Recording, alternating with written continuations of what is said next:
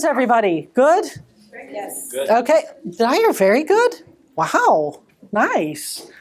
I actually did not have one thing scheduled Friday, Saturday, Sunday, or Saturday, Sunday, Monday. And to have that much time to just whatever I wanted to do, it was so nice. So might be a little scary for you, but I have all this energy now. I'm rejuvenated.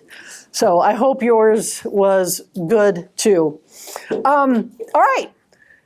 Tell me where you all are. We're halfway there, right? We've gone through half of the stuff. What has hit you? What has really stuck with you so far? What have you tried at home that's worked or not worked so far? So for me, just acknowledging to my child, I'm gonna listen to him a little bit more instead of interrupting him. And I already know what he's gonna say. It's like I've already calculated everything, every excuse, and you're right. It's not just he wants to just express himself. And so just kind of stopping and listening to him more was a lot more effective. Even though it was exactly verbatim what I knew he was gonna say. Exactly. How did you know it was more effective? By the way he responded afterwards. Then he listened to my solution a little bit. Nice. Awesome. Thank you for sharing. Anybody else? Something that really stuck or something you used that worked or didn't work? I feel like for us, we have a 4-year-old, so sometimes it's big emotions and doing the we understand, oh man, that must have really been bad. And it seems like it's been helping. Trying to, it's pretty cool to address see. the emotions. Yeah. Good. How do you see it? How do you see him responding differently? It's less severe outbursts. You can see it coming down quicker because we've actually oh, that must have really hurt, or that must have been really frustrating. And he's like, yeah. So. Nice. Sweet. Awesome. I'm glad. Okay, last week we talked about the brain, right?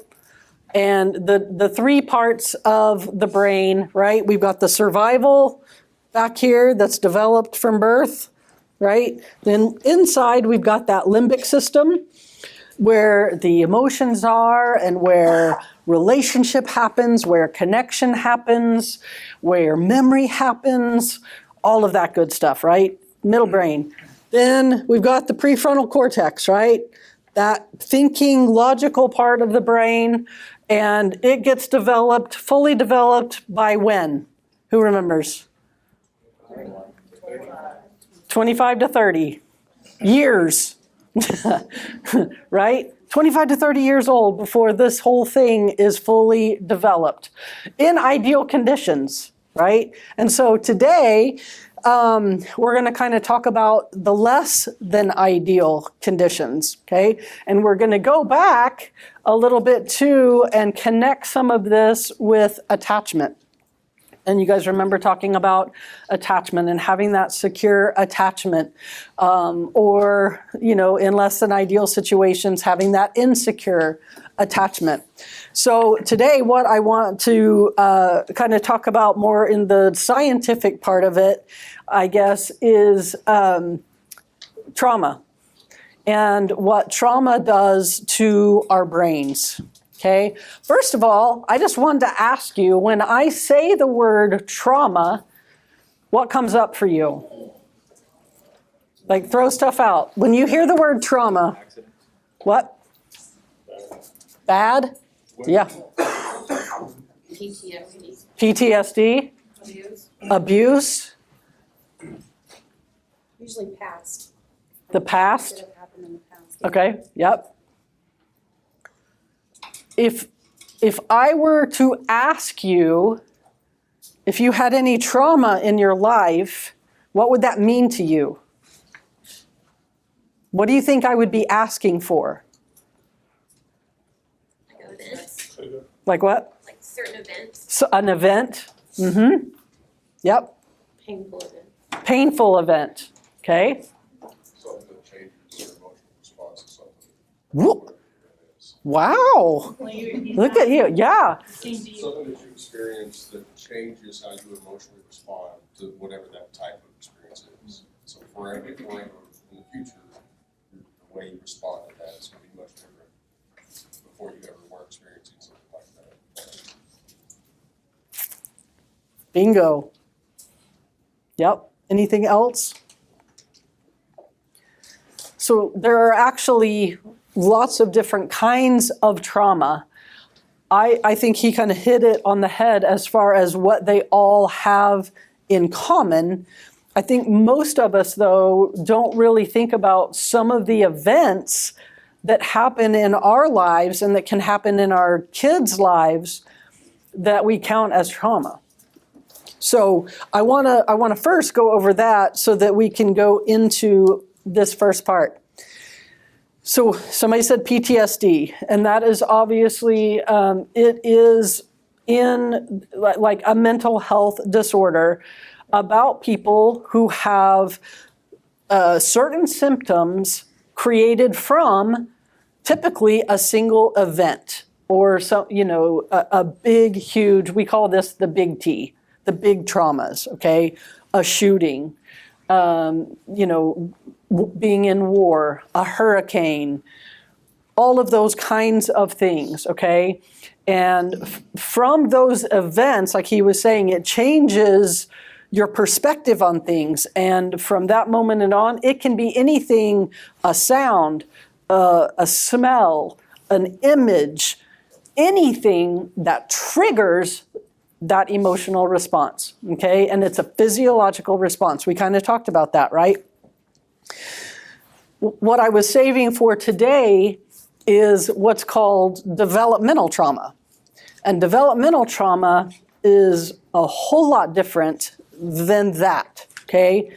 What developmental trauma is, and actually in this latest edition of the Diagnostic and Statistical Manual, which is where all our mental health disorders are, they tried to put this disorder in there. And it got rejected really for political reasons, which is really sad. But what they continue to find, and I can almost guarantee it will be in the next one because they're doing so much research on this. So developmental trauma is that trauma that isn't really a single event that happens in a kid's life, but an event that typically happens over and over again. And that, in my word, I had it on here, I think I took it out, but it basically messes with the kid's development. It messes with them emotionally, socially, cognitively, physically. What a long NICU stay, Yes. like 23 weeks and then a NICU stay. Yeah, I'm going to go over some examples, but That just always. yep, yes.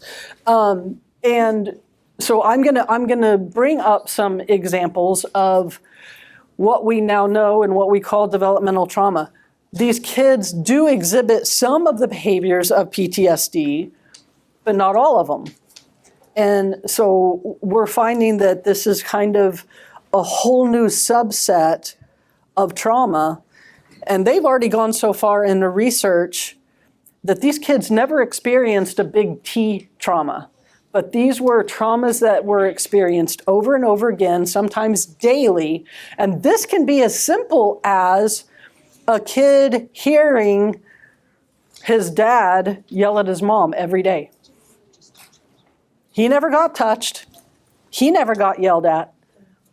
But he heard his dad yelling at his mom every single day. And he started exhibiting some of these symptoms. We would call that developmental trauma. Even medical trauma is actually one of the most overlooked of the developmental traumas, because what happens when a kiddo goes in for a procedure at 18 months or 2 years or is in the NICU or something like that? They get held down, or they used to a lot. They get strapped in. They're around all of these strangers and they have no clue what's happening, right? And there's all these strangers and they're putting things on their mouth and they're putting things in their arms and, they shoo mom and dad out sometimes. And so mom and dad are gone and all of this. And, the kid comes through and hold on one sec and kind of keeps going. And the parents come out and they're like, oh, he did great. And the kid's going, maybe physically, but that scared the you-know-what out of me, right? And I had no resources to soothe myself, okay? That thing can be a trigger for this developmental trauma, particularly, and you can read that in this first handout, in critical developmental times in a kid's life, okay?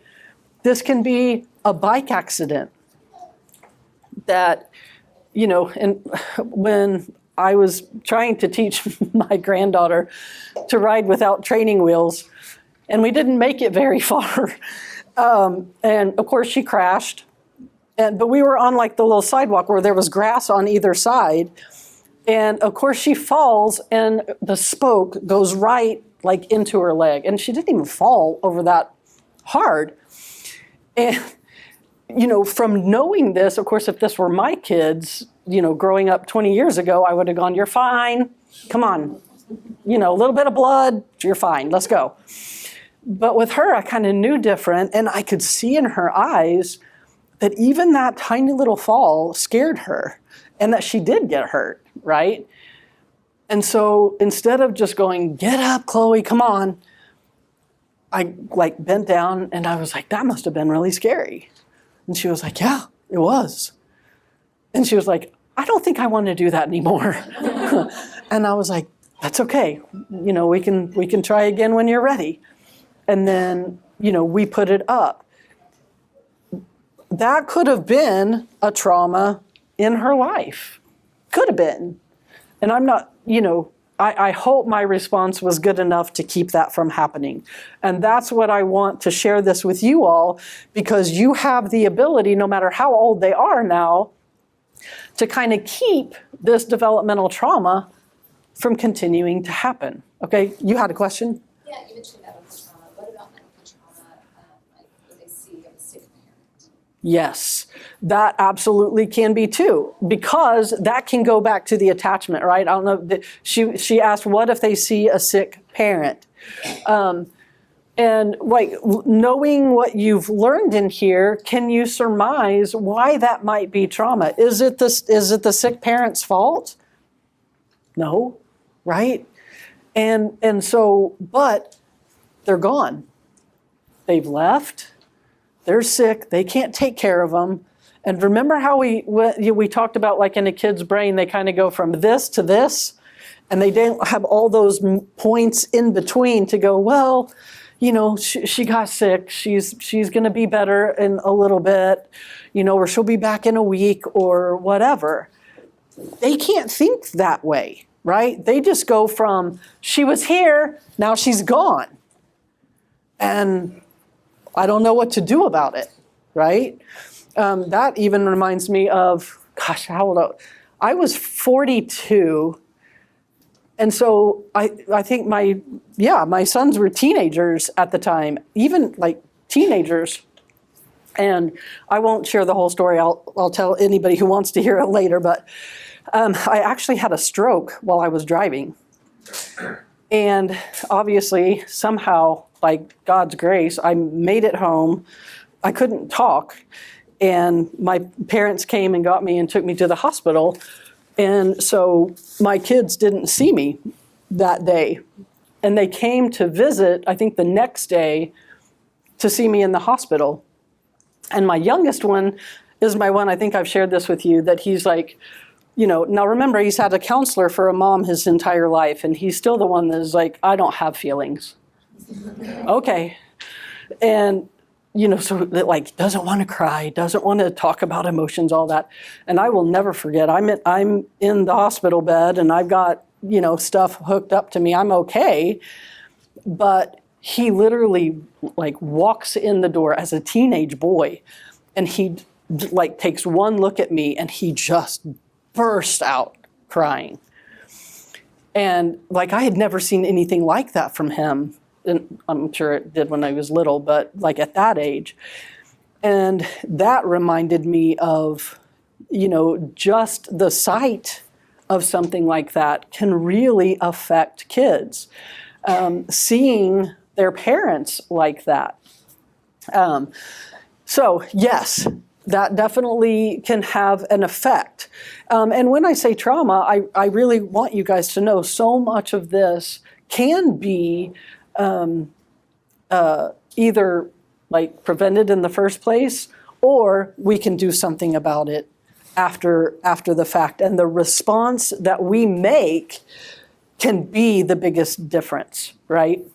So developmental trauma are those things that happen in a child's life that continue to happen, that do kind of give them that helpless feeling, that bring up strong emotions, and that typically, and you can see this in the handout, I don't want to just read it, but can even like change their sense of identity, can change their worldview of things because of these maybe seemingly little things that happen along the way. Okay? Yeah. You mentioned kids exhibit symptoms, right? What would the symptoms be like? For developmental trauma? Yeah. Believe it or not, and I think I shared this a little bit with you, maybe with the T's, but it looks very similar to ADHD. You will see a lack of focus or a lack of concentration. You'll see, and what we kind of call hyperactive, but really what's happening is, remember when I talked about they become hypervigilant because their body has to stay so hyped up for whatever might be coming their way. Okay, so it looks like they're hyperactive when actually they're just really hypervigilant. Okay, so that's another one. They can look very anxious.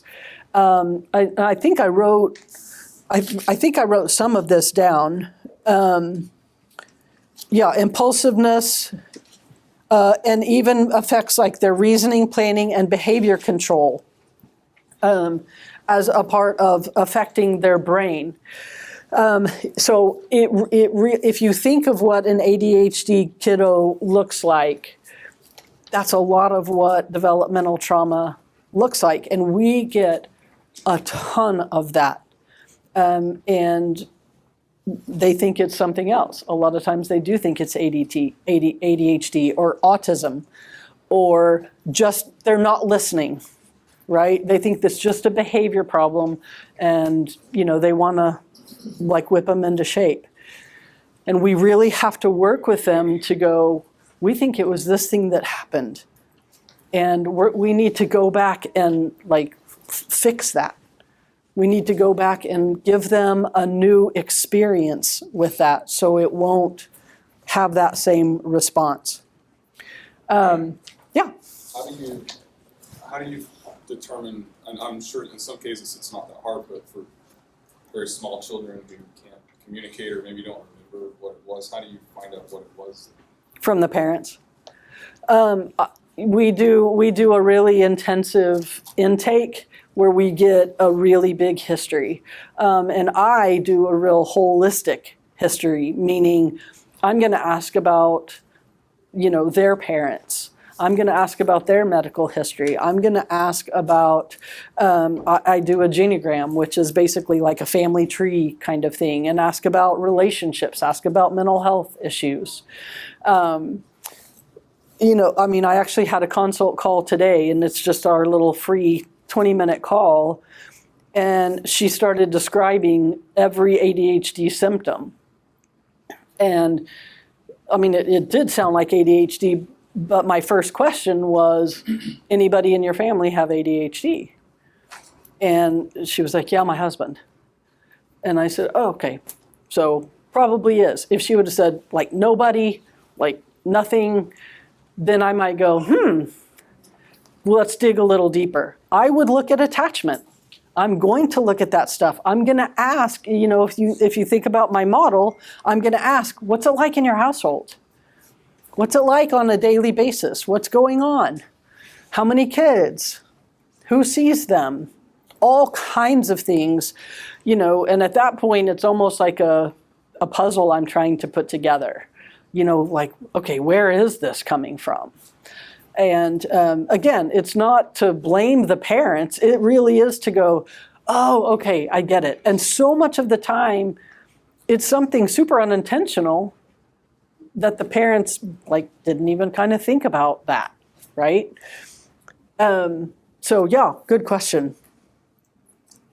Anything else on just what developmental trauma is? Yeah. I know we are talking generalized for children and stuff, but can we see those same types of symptoms translate to older kids, teenagers and adults? Absolutely, great question. We're talking about children, but does that translate to adolescents and adults? Absolutely it does. When we think about developmental trauma and what I've described, right, is basically they didn't get one of those needs met. Would you agree? When we think about these kind of things, even in situations that we can't help, like a sick parent or a medical procedure or falling off a bike, other developmental trauma, believe it or not, is if a kid loses something that is super special to them, right? I still remember my white teddy bear that I have, or had. I don't still have it, I promise. But anything like that might be really special that gets lost, that can be developmental trauma. Why? Because they can generalize that and go, things I love go away. Right? If nobody processed that with them, if nobody, if somebody maybe just said, well, too bad, sorry, it's gone. And that happens, right? And a lot of times we don't mean to do it like that, but we do. And then the kid starts generalizing because their brain hasn't developed enough. Then they start going, well, everybody's going to leave. I'm going to lose everything. Everything that I love goes away. Okay? So it really, there's no real fixed list. It can be anything. And it's typically the caregiver's response to that thing that makes or breaks it. Okay? And so that's why I'm telling you this, not to make you feel terrible, but to arm you with things to help you. Okay? All right. Anything else? Can I ask one question? If it's not too hard. The only word I came up with was negative. That dude had a whole dictionary. I'm in a simple mind today. Okay? So I was reading a book a long time ago called Simplicity Parenting or something. I didn't read past the first chapter, but in that chapter they said children who are, we stay in this busy, that chronic stress, kiddos exhibited PTSD. So you're saying this, it could be something like our schedule. Could be over a long period of time, could potentially be a factor. Well, go ahead, because we are actually going to talk about that. Okay, and we're going to talk about how stress plays a huge part in this. Okay, which I think is what you're talking about, right? Kind of thing, yeah. Because it opened my eyes to realize to link PTSD with something that's the rhythm of our schedule was eye-opening for me. So I sense that's kind of where you're at. It could be these really benign parenting situations we find ourselves in that are not intentional in the least. Absolutely. But they're having an impact we don't realize. Yes, Okay. exactly. So any other questions on that in particular? Because what I want to do now is kind of go on to, if you look at the next, the physiological effects of trauma on kiddos. And then you can see how, like you were just talking about, if it's not taken care of, if it's not processed, we're going to take it with us into adolescence. We're going to take it with us into adulthood and into our relationships and into how we see God and all of these things, okay? So let's look really quickly at the physiological effects. So trauma, when an event happens to us, and I talked about, remember, like if there was a snake right here, I actually thought about bringing a cap gun and like just pulling it out and shooting, because those things are loud. And then I thought, no, I'm gonna like really freak somebody out, and then I'll be in trouble. Yeah, not a good idea. I did think better of it pretty quickly. But I mean, like if we could imagine something like that happening in that instant, what it does to our bodies so quickly before our brain can even think, oh, that was a cap gun, or oh, that's a snake, or whatever the case may be. This is all happening before we can even think that. Okay, so I want you to get that in your brains right now to think this is all happening in like milliseconds. So we get a threat to danger to ourselves, right? Whatever that is, think of what scares you. And that thing is like right there. Immediately, your nervous system is activated. Okay? Your brain sends a signal into your body right then going, danger. Remember we talked about this and all the hormones? Then it's like the body, it's like, we were talking about this, one of my clients and I, and she was like, I just keep going to that movie Inside Out. And I keep thinking, that's what my brain is doing. Like, yep, okay, now, go, check. You know, systems go, and then we're off, right? And it's like, heart rate up, yes. Blood pumping, yes. You know, extremities going, yes. And all that is happening really, really quickly. And again, God's doing that on purpose. That's for our survival. And that is coming from the brainstem, from the survival part. So that's what happens the minute we see danger, the minute we feel unsafe. Okay, and again, just going back to what Kelly just said, it can be as benign as hearing somebody yell. They're not yelling at you, but your brain doesn't know that. It just hears yelling, and it says, danger, because as you were growing up, that's all you heard, and it made you feel unsafe. So your brain can't discriminate, oh, yeah, that's down there, okay? It just hears yelling, which means danger. And so your body goes into that danger mode and gets all fired up, right? Going to the... As an adult, like, do what? as an adult, like you're saying, the example you just shared, so if childhood development trauma is not addressed, are you saying that carries on and you have association with yelling and you just hear yelling, it just triggers? As an adult, yep.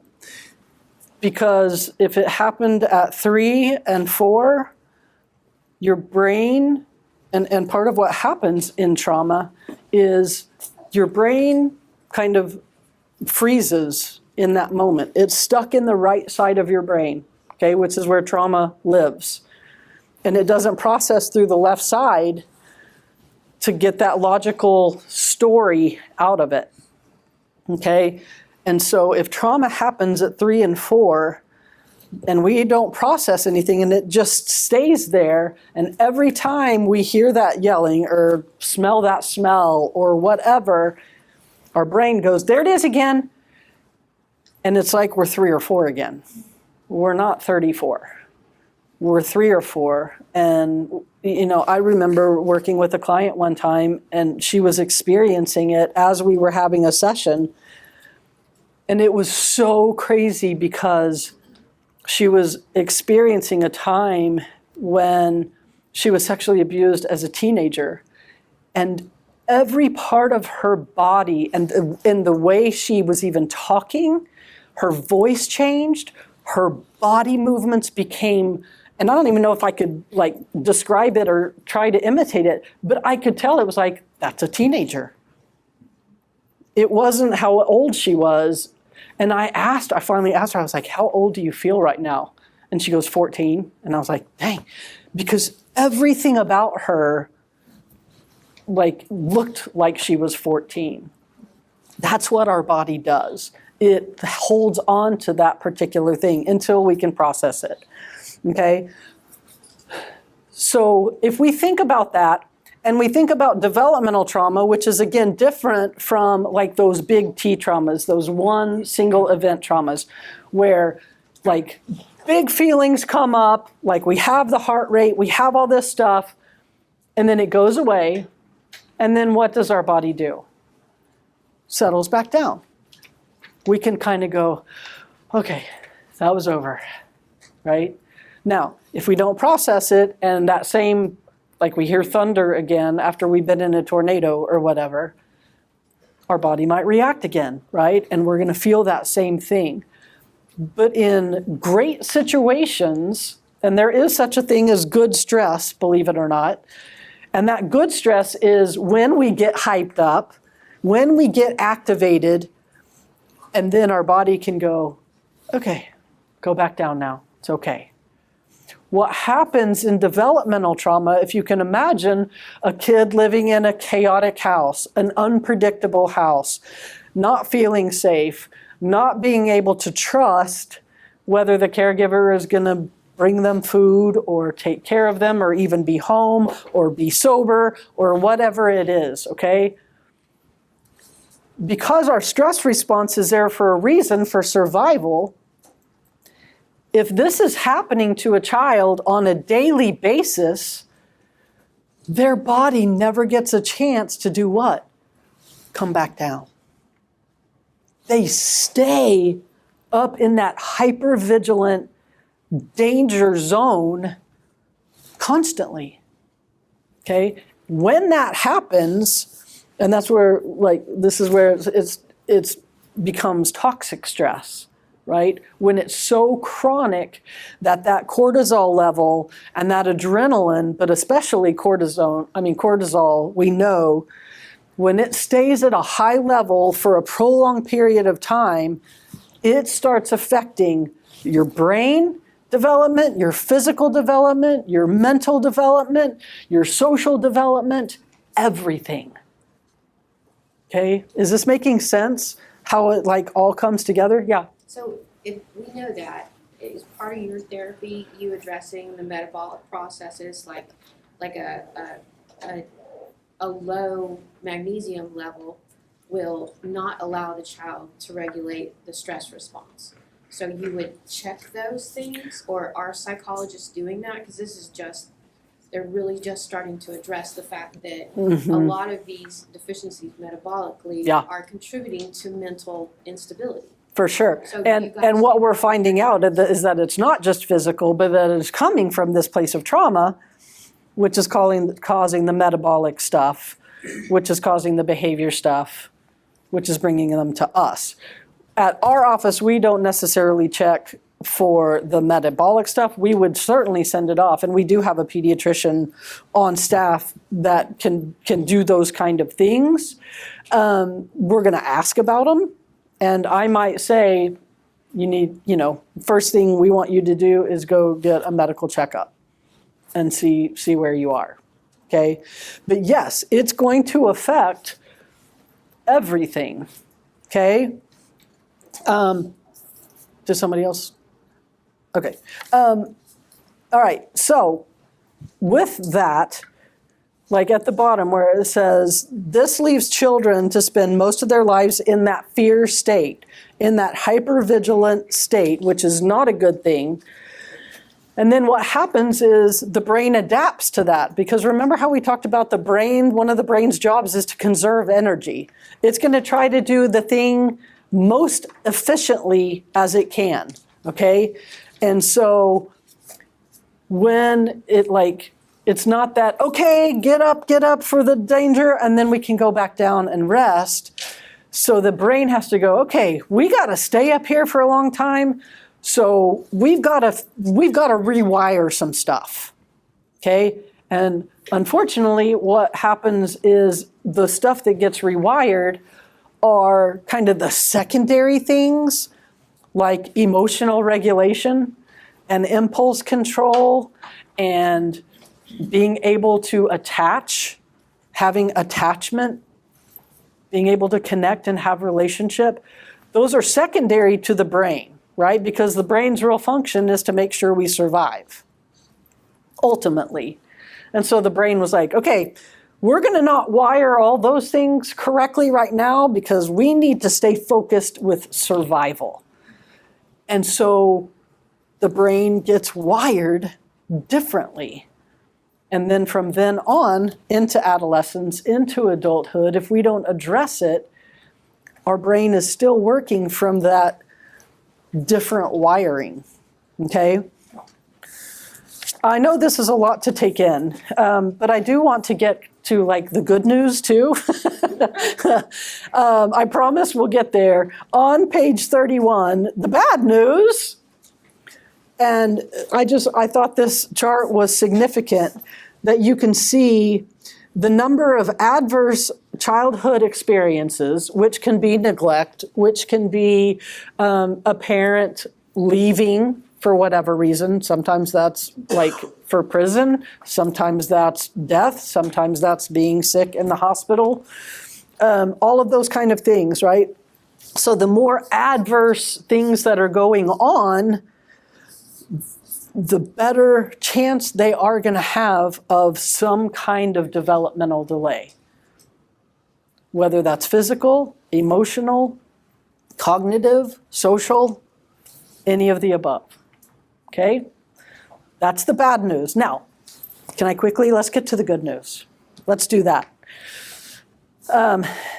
So, this is my theory, okay, guys? It's research backed, but this particular model has not been researched. Does that make sense? Everything that I'm telling you here is based on research, but this particular thing has not been researched. But I can tell you from experience, I've seen it happen over and over and over again. So what happens first, and we've talked about this, is attachment and needs met. Okay, this can go one of two ways, right? We can either be securely attached, which means we have our needs met, which is why I teach on the model. Because I really feel like if I can get you guys to concentrate on getting the kids' needs met, understanding what those needs are and how to meet them better, they are going to start attaching to you differently, and it's going to affect everything else, okay? So that's first, this attachment, this connection, and that happens through getting our needs met. When that happens well, okay, what else is forming at the same time are the experiences that we have. I call them messages, okay? And when I talk about, I do a whole thing on identity formation. And when I talk about that, I talk about the messages we hear, the memories we have, and the marks. And how those three things, which are our experiences in childhood, can also affect our identity and what we think about ourselves, all that kind of stuff. Even what we think about God, what we think about others, all that kind of stuff.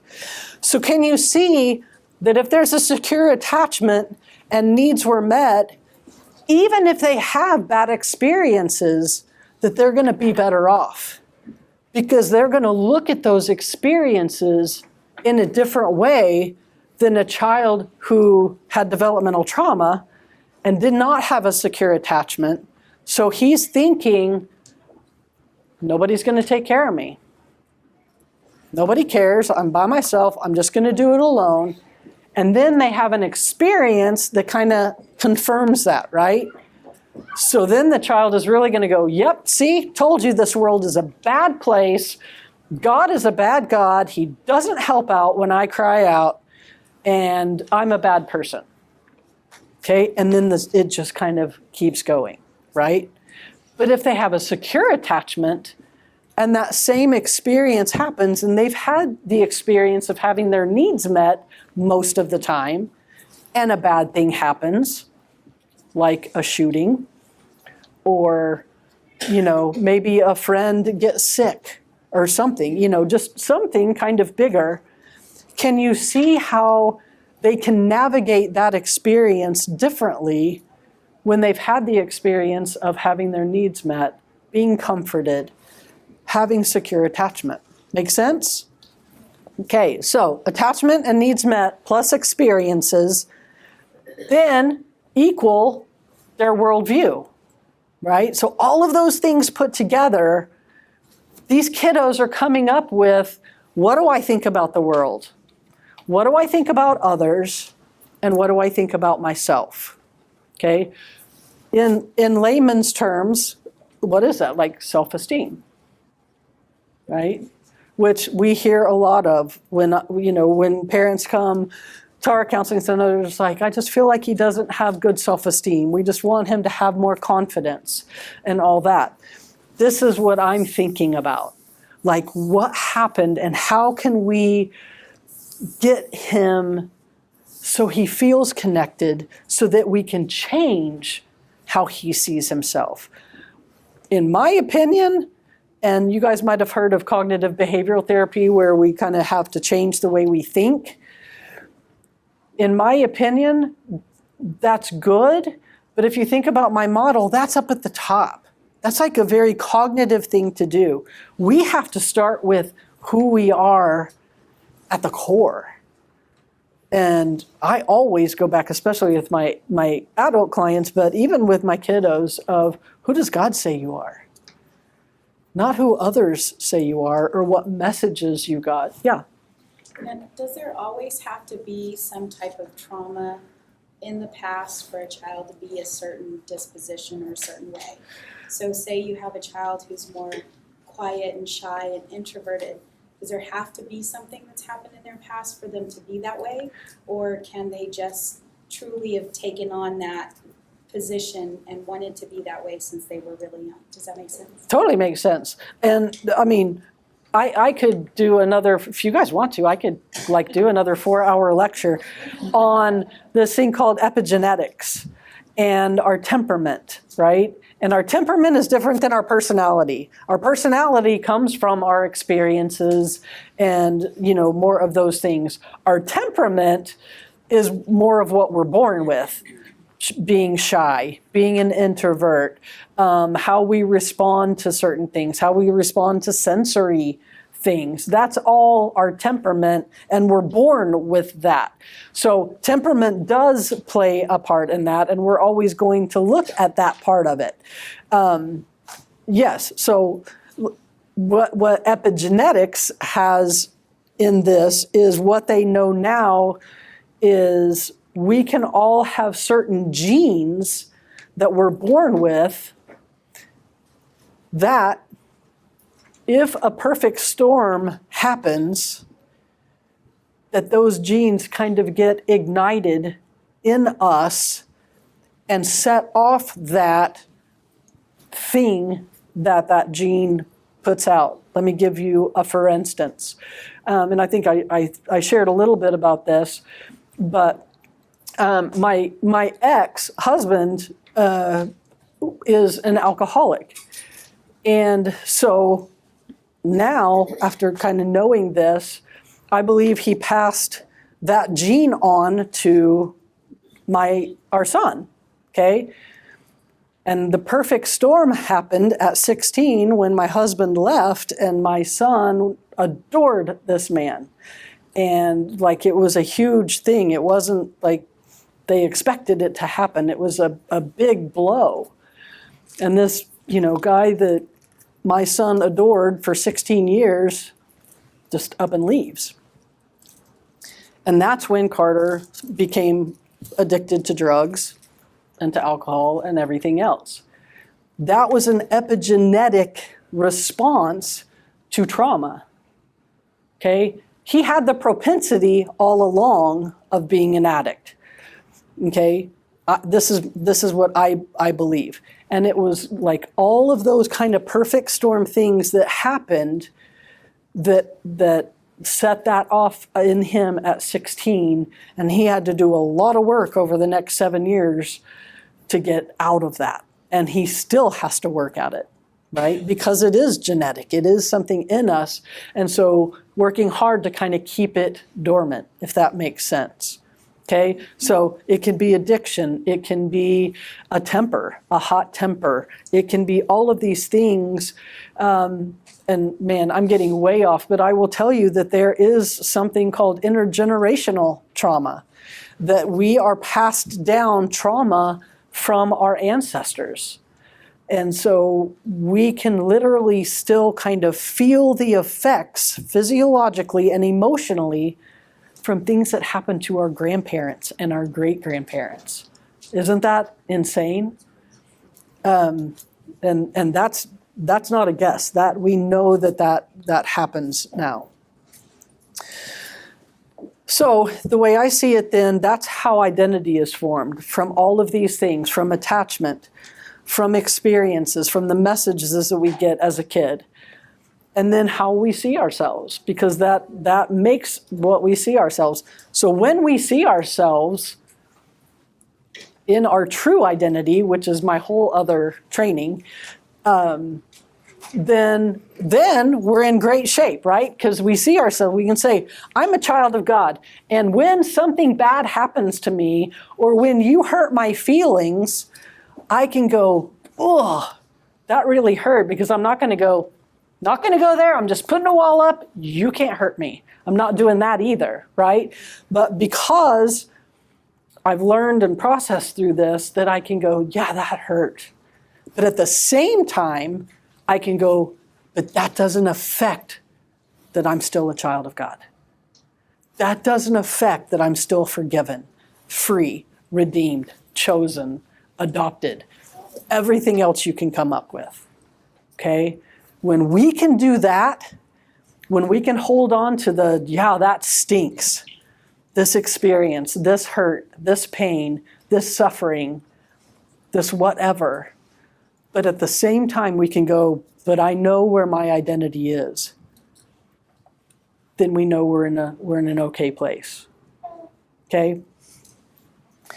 From our identity, then we have our purpose and our role. So if we're in our true identity, if we're living out being a child of God, even if we've had trauma in our lives, okay, we can still have that identity and go, bad things happened, but because I have a God and a Father, a perfect Father who still loves me, who's been there all along, it's okay. Right? And so we live out our purpose based on our identity. If we have our told identity, which comes from our messages and from our insecure attachment and not getting our needs met, then our identity becomes something like, I have to be perfect.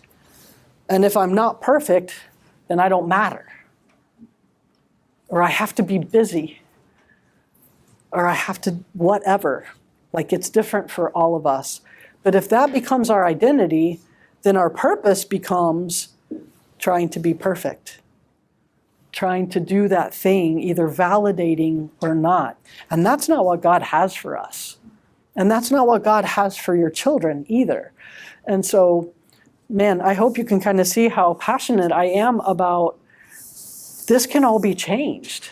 And it doesn't just happen with going, oh, just think a happy thought, or just, think something differently. It's so much deeper than that. And you guys have the ability to change that. Yeah. I was going to say it's like a roller coaster ride. I mean, because I'm pretty sure not just myself, everybody in here has been through some type of major drama. And having my mom leave when I was young, sister die, all that good stuff, not good stuff, but just messed me up. And now raising a daughter, it's a roller coaster ride because you don't want to see her go through that stuff. Yep. So you try to block it and protect her at all costs. But you can't because it spoils the vulnerability. So. That's right. That's right. Yeah. We're going to kind of talk about that. I'm glad you said that. Thank you for bringing that up and for sharing. Does that kind of make sense? Okay. So that was a great segue. We planned that actually.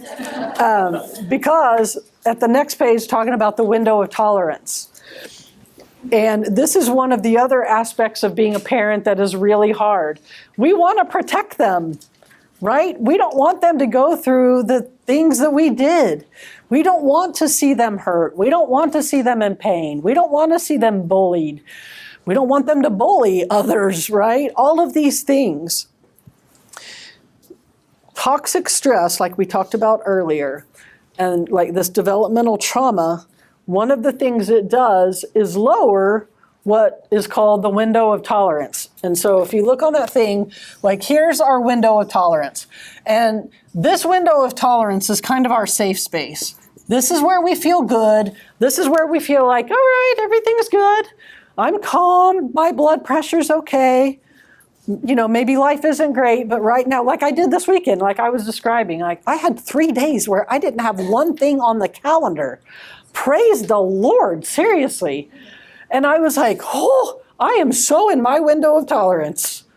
Like nothing could bother me at that point, right? And this is obviously where we want to be most of the time. What happens though is when a stressful event happens, we get out of our window of tolerance and we either go into hyperactive thing, which is what I was talking about, where our blood pressure gets up and we get all riled up and all of that, right? And kids do this all the time and we're just not aware that we're like, so what I want you guys to see in this is, okay, they're out of their window of tolerance. They're out of that like safety zone. It's great for us to get out of here for a little while. Okay, this is what we're going to talk about next week, and that's empowerment. And that's exactly what this is, of letting them take risks. Choosing to let them maybe fall sometimes, because it's important that they experience that. It's important that they experience stress so that they know how to come down. Okay? As parents, when they're little, we have to be their regulators. They cannot regulate their own emotions. Cannot do it. Okay? So there's 3 parts to it. We're their emotional regulators. Sorry, guys. And then we're co-regulators, so we're helping them do it together, okay? And then eventually they regulate themselves.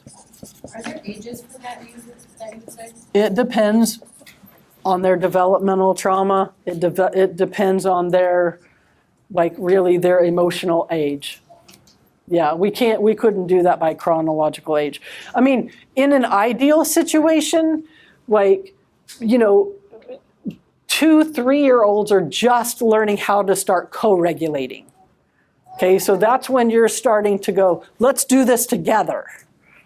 Okay, up until that point, you're their regulator. So if you're anxious, your baby's going to be anxious. That's what they're getting. Because their whole job, those first 2 years, are to go, I'm watching you because I don't know how to do this thing and I've got to teach my brain, so you tell me what I need to do. And so if you're going, ah, they're going to learn, oh, that's what we do when we're upset. We go, ah, right? And so that's what we're learning. But if we're going, okay, we're calm, we're good, I can look at you, all of this, they're going to go, oh, okay, that's awesome. That's what I'm doing, okay? Then we move into toddler-ish, where we're going to start going, okay, let's do this together. Ooh, we were talking about like, ooh, that was really frustrating, wasn't it? And they're like, yes, that's co-regulating. That's like telling them the words that they need for the feelings that they have that they can't put together yet. Okay, so you become a team doing that together. With developmental trauma, or with just trauma in general, what happens to this? It doesn't keep moving down the pike like it should, right? And then, I mean, I guess if you want to put some more ages to it, I would say probably maybe 10 to 12 when they can start really regulating themselves, but they're still working on it. That doesn't mean we don't ever go back to, and if they're really upset, if they're in, remember when they flip their lid and they're in like brain, survival mode, guess what? We're their regulator again. And do you remember me telling you how I said, I want you to tell them what you want their brain to hear? Remember that? Where I was like, I'm here. It's okay. You're safe. That's us being a regulator when they have flipped it. Even at 15, right? I know that never happens to your teenagers, right? That they flip out. Okay, back to the window of tolerance. So ideally, this is pretty big, the window of tolerance, but we want them and we want us to come out of that occasionally and then do what? Come back down. We're teaching our body exactly what it's meant to do in our brain, okay? Sometimes we go into hypo mode, and that's shutdown mode, withdrawal, disassociation, just like, I gotta shut this out. Like it's totally the other direction, right? Your body shuts down. Remember how I talked about even digestion? All of that, like it just shuts down because they're still stressed, just in a different way. This is what can be scary because these are the kids that fall through the cracks, right? If they never show the hyper side, because those are the ones we always see because they're the ones that are difficult to handle. But the hypo kids that just sit and are quiet and are so stressed out, but it's all internal, we leave those kids alone because they're not bothering anybody. They're not messing with my life. They're being quiet. So we've got to watch for that. This is when they're like not doing anything. And I think there's some, doesn't it kind of say, oh, yeah, maybe a little bit. Yeah, you can see spacey, zoned out, numb. So when you see your kid doing that, maybe for a little while, that's when we want to activate them. Let's go for a walk. Let's go for a walk. Let's just take a walk. Just any kind of movement, throwing a ball back and forth, whatever, right? And then we're going to do the opposite up here. Let's take some deep breaths. Let's calm down. I'm laughing because I was just literally wrestling with a 6-year-old in the play therapy room right before this, and he was getting so activated. And I was like, okay, we're going to take a break from the play because we need to calm down. And I had somebody observing, so I was like, can you show her how you can do some deep breathing with a Hoberman ball? I don't know if you've ever seen those, like the stretchy balls. So I've seen this kid for over two and a half years. He knows what he's doing. So he goes over there and he goes, sure. He was like, I was like, oh my gosh, stop. No, that's not it. But what we want is for them ideally to go to these places, but then come back. We don't want them to live in either one of these places. The more we can get them here and back down, or here and back up, the more that window of tolerance increases. For kids with trauma, their window of tolerance is about that big, which means it doesn't take much for them to blow it. Because their window of tolerance, it's not that they're trying to get attention. It's not that they're trying to do that. They're just trying to survive. And their window of tolerance is so narrow that it doesn't take much. And we just have to recognize that and go, okay, so like if triggering them is a sound, then let's start with a smaller sound. And let's see if they can just kind of get nervous for a minute, but then come back down. And then we'll try it again, and we'll come back down. Or maybe it's your kid leaving. Maybe it's separation anxiety, right? Another good example. When you leave, they go nuts. So, I wouldn't tell a mom with that to go, okay, I want you to go away for a weekend, come back, and see how they do. I'm going to say, I want you to start with going outside and taking a walk around the house And they're going to get anxious, but you're going to come right back and go, see, I'm here. And they went, whoop, and back down, hopefully. That's what we want, right? And then the next time, maybe you can take 2 circles around. And they're going to get stressed, but then they're going to come back down. And that's how we open up that window of tolerance. Make sense? Okay. Holy cow. We didn't even get to nurturing last time, and we were supposed to. So, oh shoot. Okay, I really hope I know the answers because I don't have the answers on here. All right. Nurturing is more than consistency. It's about comfort. Okay? And so, again, we're going back to, I'll do it on this side. Can you guys see over here at all? So if I put the model back up, what's the first level? Nest, or physical needs, right? Then what? And now we're at nurture. Okay, so we're going to do 2 of them today. So we're going to try to go a little quicker. But remember how we kind of talked about how nurture was kind of connected to attachment and kind of connected to trust, but it goes deeper than that, right? And this is the question that I would ask, who comforted you? And more than that, I would say, how did they comfort you? Okay, like you were kind of asking, how do you know? How do you get to that point? These are the questions that I asked to try to find out if this is developmental trauma. And if you think about that in your own life, we can all come up with stuff like, I had a kiddo that I asked this to. I was like, from a divorced family.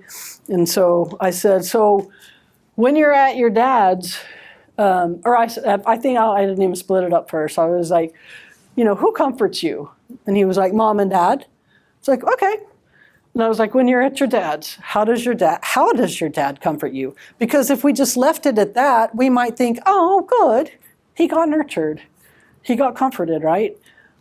But it was the second question of me saying, how did he comfort you? And he said, well, he just has me go to my room and stay there until I calm down. Does that sound like comfort? No, that's not comfort, right? And so that gives me an idea of where he is and the need that wasn't met there, at least at the house. So this is about comfort. If trust is about the consistency, and I hope I haven't said this yet, but it's like when you're sick, right? And if you think about that when you were little and you got sick, and your mom got you medicine, got you the cough medicine, got you the whatever, and got you some orange juice or whatever you wanted to drink, and then just set it on the nightstand and left. Or maybe even gave you some soup, right? And left it there for you because you didn't feel good. That would be trust, right? That would be consistency, meeting your needs, giving you what you needed even when you're sick. What's the difference between that and comfort? Comfort would be coming in, giving you your medicine, giving you the orange juice, maybe having the soup, but maybe sitting by the bed, putting a cold washcloth on their head or on your head, maybe stroking, I'm sorry, oh my gosh, I just thought of the Big Bang Theory going, sing soft kitty. Sorry, I don't know where that came from. But that's true, that's comfort, right? Like something like that. That's the difference between trust and comfort, between trust and nurture. That nurture is that deeper thing that we all need, right? Now, for those of us who are avoidant attachment, remember, we don't like nurture, and we don't think we need nurturing because it's hard for us, right? And then the avoidant attachment are the ones that are always trying to seek it out and get that need met all the time, and they can't Like if the person's gone, they're going to wonder if that connection is even there still. Okay? So Psalm 144:12 describes the well-nurtured son. And I loved this. It just means to become great or grow up in size or value. And, I thought about, do we ever think of nurturing as like, I want to nurture my kids so that they'll be great or think they're great and have so much value?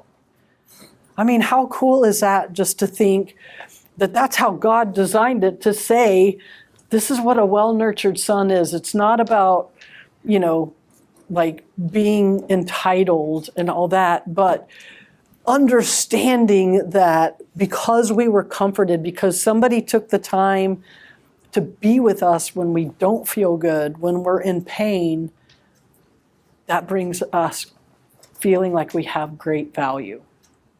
So you guys can read that, but I thought that was good. It's not about there, it's about here. What I meant by that is, you know how sometimes when people are in pain, when people are distressed, we can go, no, they're there.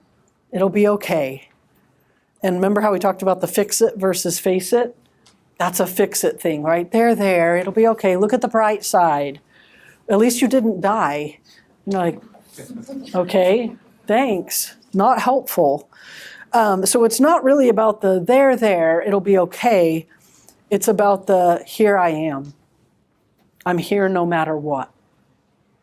And I really want you to think about that as you're thinking, how can I nurture my child? I also want you to think about how you yourself can be nurtured and how God can do that for you as well. Nurturing may come naturally from our experiences with our parents. It also may come from God, the comforter of all. Okay, Kelly and I were kind of talking about this, I think, a couple of weeks ago, that, it's like, if you don't have a secure attachment with your parents, how does that fit in with God, right? And can your experience with God give you a secure attachment to others, even if you never had it before? And I believe the answer is yes. And I believe God can do anything he wants to do. And, if you had great parents or if you didn't, if you allow yourself to receive from God, he's going to make that happen. I've seen it happen so many times. And I do believe, obviously I'm a counselor. I believe in counseling. I believe in the science of what we do. I believe even more in the ultimate healer and the perfect Father who can do so much more than what I ever could. So I just want you guys to think about that, and maybe this week ask God about that for yourselves. Take time to get uncomfortable with the Comforter. A while back, when I was in counseling, and like Kelly, she was talking about busyness. I was one of those. Well, one of my messages growing up was I have to achieve to matter. Okay, that was a message I got growing up. And so, I'm always achieving. I'm always trying to do the next thing and all that. And, after all these years, like realizing, hey, that's not really going to work. And that's where all my identity stuff came in, realizing, gosh, none of that matters. I'm a child of God no matter what I achieve. Like, that doesn't change, right? And that changed everything for me. But one of the hardest things I ever did, because I'm so busy all the time, is my counselor said, in your quiet time, I don't want you to read. I don't want you to listen to music. I don't want you to do anything but just sit with God. And I was thinking, oh, I can do that.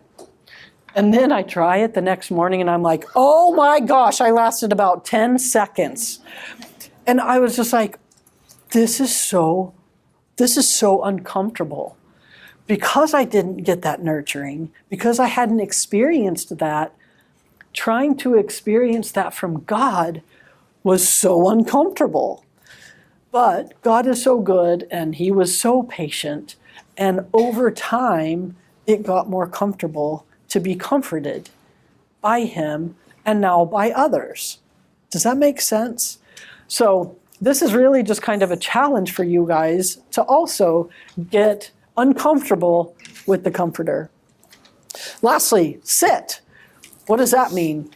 That means silence increases transformation. So that's pretty much what I was just talking about when we were talking about with the kiddos too. It's like, you know, we have to sit with them in the pain.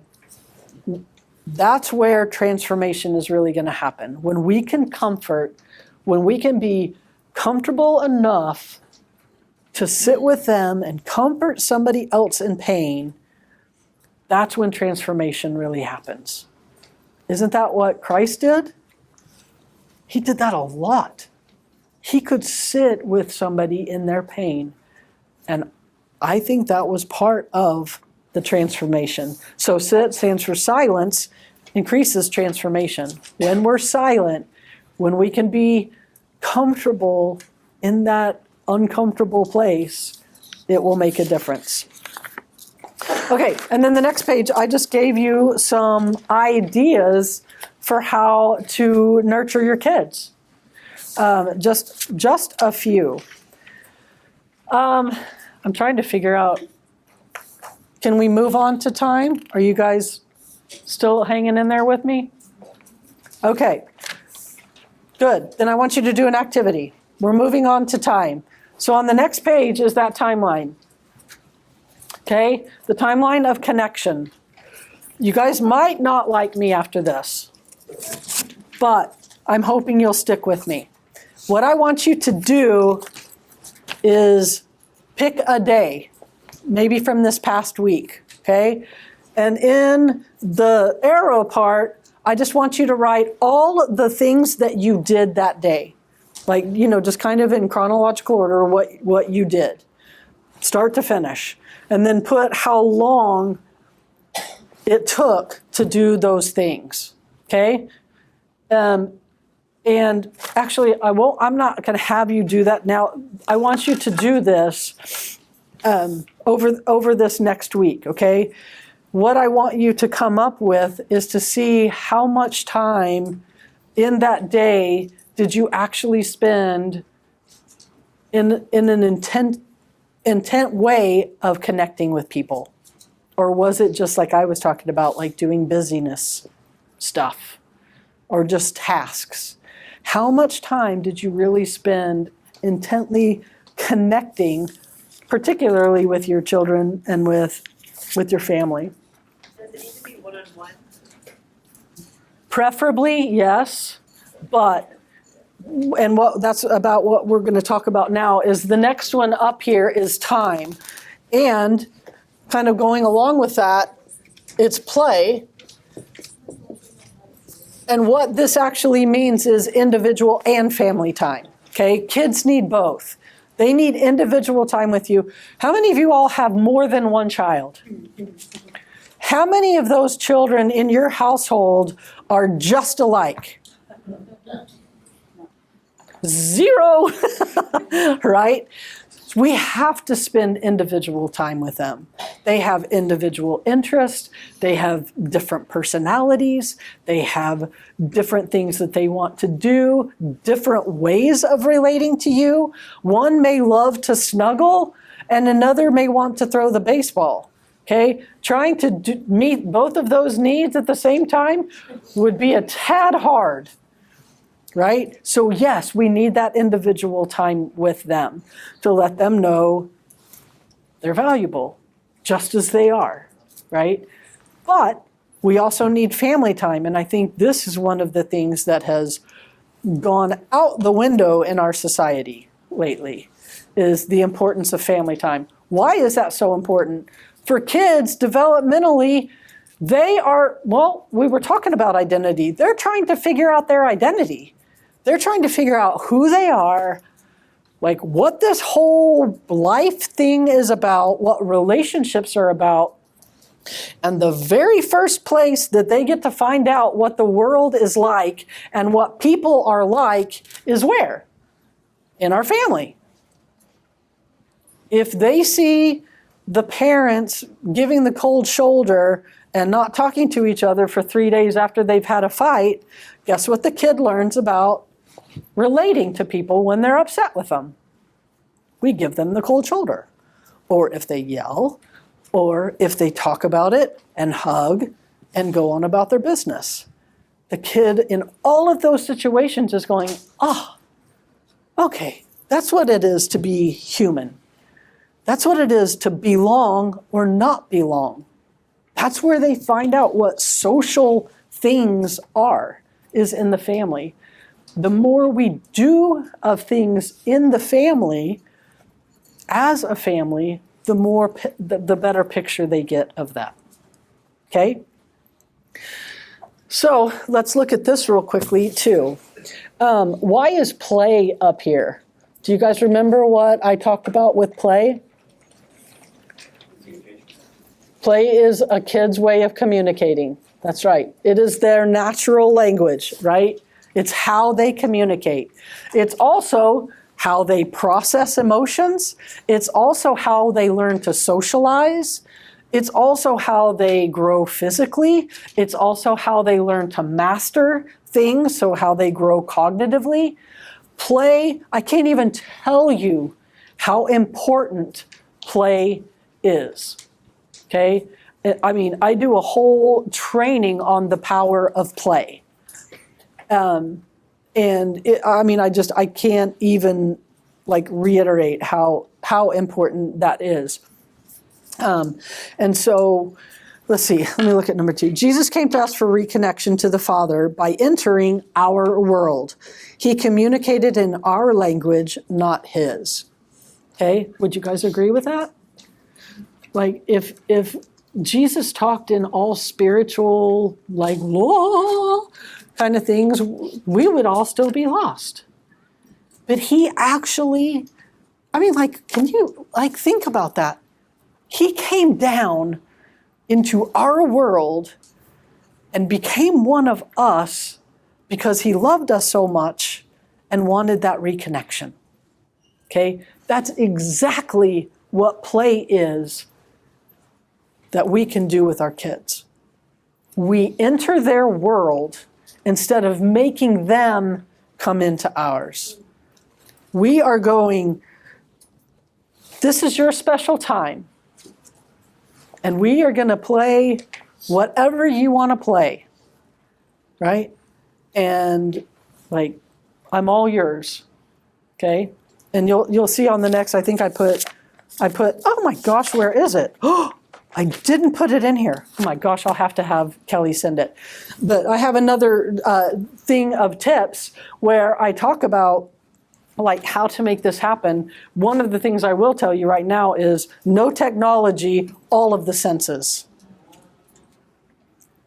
No technology and as many senses as you can put in there.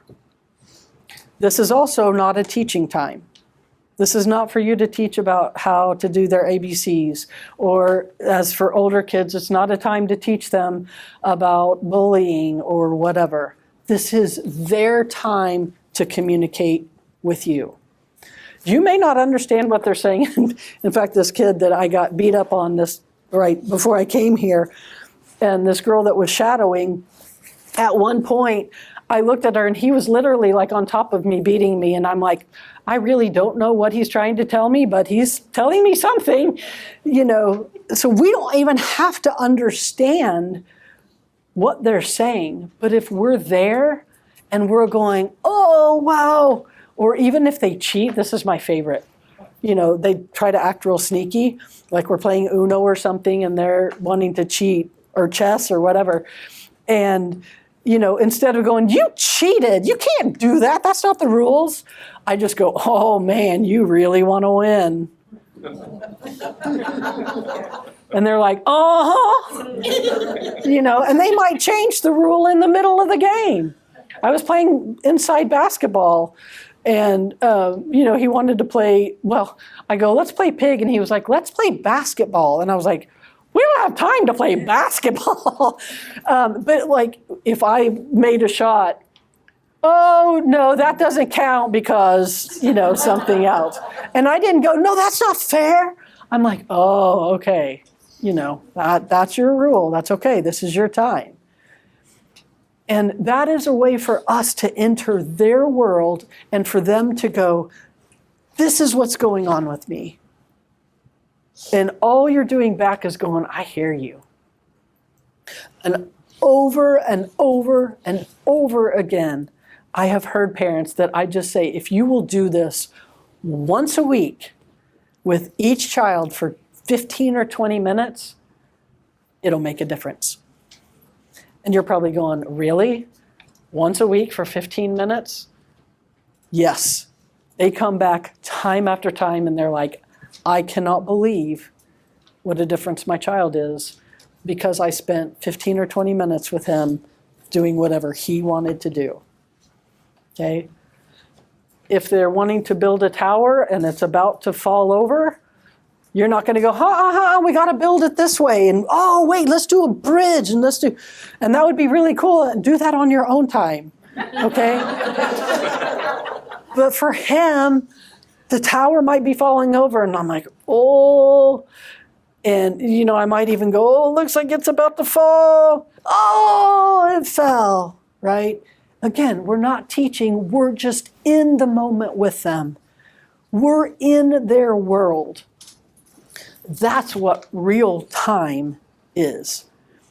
And again, how I want you to do that is to say, we're going to have a special time. It's just going to be you and me. I'm not going to have my phone. I'm not going to have my computer. And you get to pick, you get to be in charge for the next 20 minutes of what we do.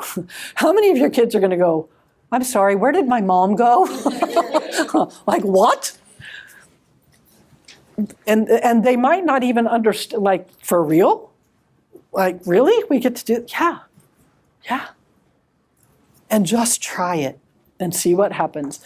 It really is a lot harder than you think to, like, not jump in and want to do something. But I promise you, the more you can hang back and just be a part of it. And remember how I talked about making those reflective statements? Like, oh, you're really proud of yourself. You got that. Or, oh, you're trying to play. I have a ukulele in my office, and they try to play it, and they're just sitting there going, and I'm just like, man, that is so good, And he's got it upside down, and and I'm like, that is awesome. And so, it doesn't matter. It's just that being together that's going to make a difference. I can promise you that. And even from a spiritual perspective, if I haven't put enough of that in here, if you haven't figured this out, this is all spiritual, right? God is our provider of all of the things physical. He is faithful. He is the one we can trust in everything. He is the comforter. And with time and play, it's kind of like that's our prayer time. He wants to spend time with us. He wants to come to us, listen, be there, whatever we need, right?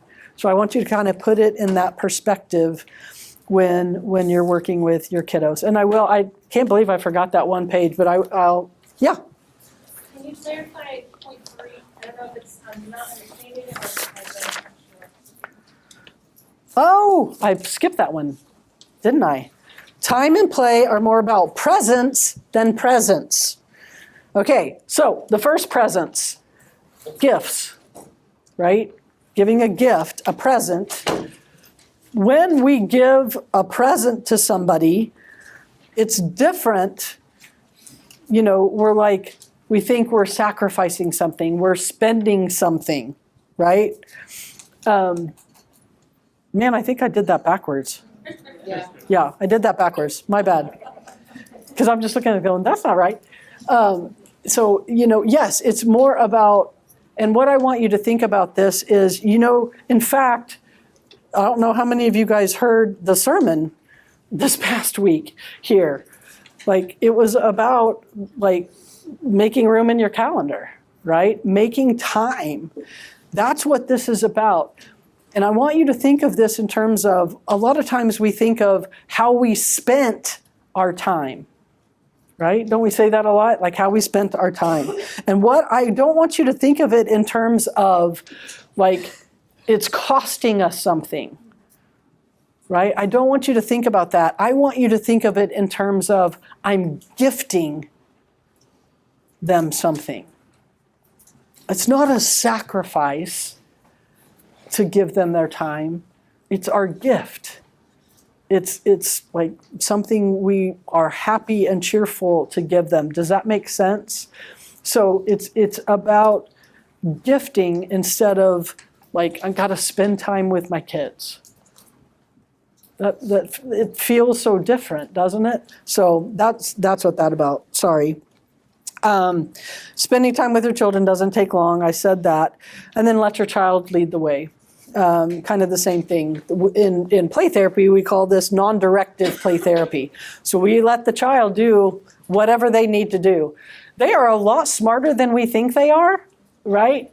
And they know what they need to process. They know what they need to talk about. And they will play that out, okay? So let them lead whatever it is they need to lead with you. Okay, any other questions? Comments? Okay, can I pray real fast? All right. God, thank you so much for this time that you have gifted us of being present here with us. And again, to just show up, God, that these parents are here showing up because they have a heart for you, they have a heart for their kids, and God, that you would just bless every family that is represented here.